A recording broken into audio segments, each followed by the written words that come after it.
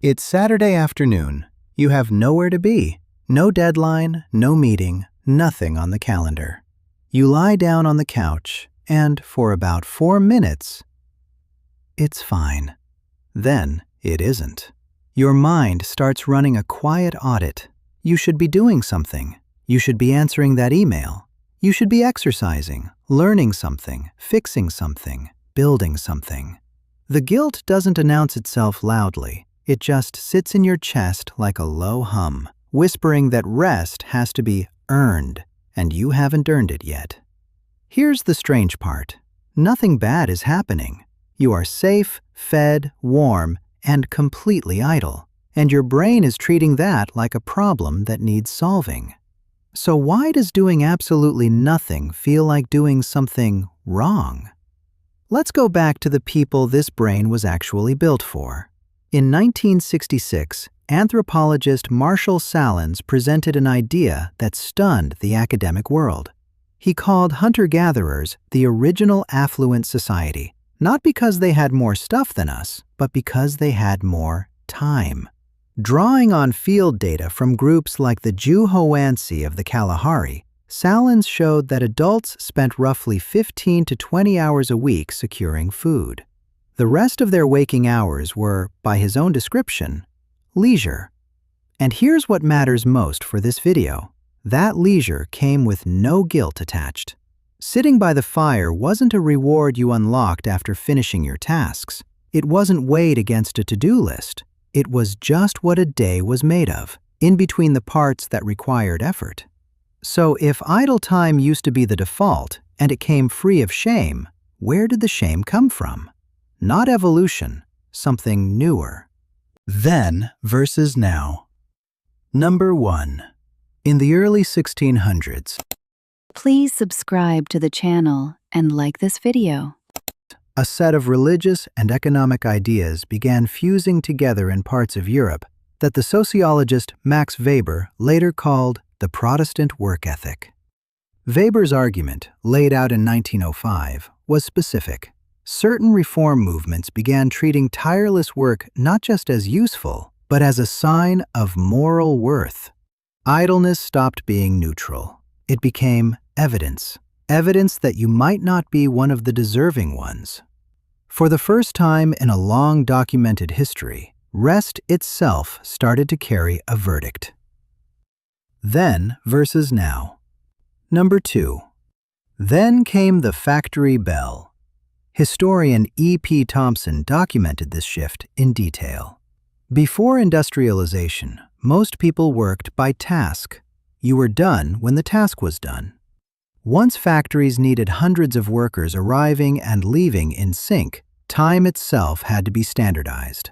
The clock stopped measuring the day and started measuring you. Being late, being idle, being unproductive during clock hours became a punishable offense, tracked, timed, judged. We inherited that clock. Most of us still live inside it, long after the factory bell stopped ringing for us personally. Then versus now. Number 3. And it didn't stop at the workplace. In 2016, researchers Sylvia Bellezza, Neeru Paharia, and Anat Kanan published a study that found something almost backwards from what you'd expect. In earlier eras, leisure, visible, abundant free time, was the status symbol. The busier you looked historically, the lower your station. But their research found that in modern America, the opposite has taken hold. People who describe themselves as busy and starved for free time are perceived as higher status. Busyness isn't just tolerated anymore, it's flexed. Somewhere along the way, I have no time quietly became a brag. Then versus now. Number 4. And this is the one that explains why the guilt shows up even when nobody's watching. In 2010, behavioral scientist Christopher Hsee ran an experiment at the University of Chicago that's since become one of the most cited studies on idleness. Participants were given a simple choice: walk to drop off a survey and get a candy bar as a reward, or sit and wait 15 minutes doing nothing and get the same candy bar. Same reward, less effort if you just waited. And yet, most people chose to walk.